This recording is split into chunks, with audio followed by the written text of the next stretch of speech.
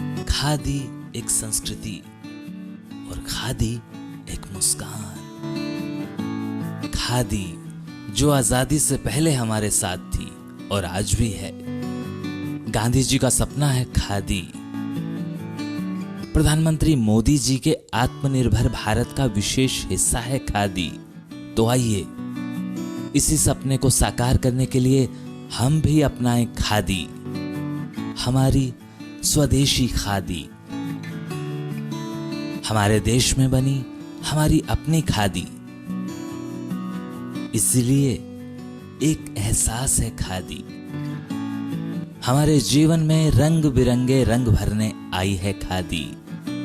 आपके अपने शहर कुरुक्षेत्र में गांव मिर्जापुर आपके लिए लेकर आया है खादी के बने एक से बढ़कर एक डिजाइन, कलर्स व सभी प्रकार के वस्त्र।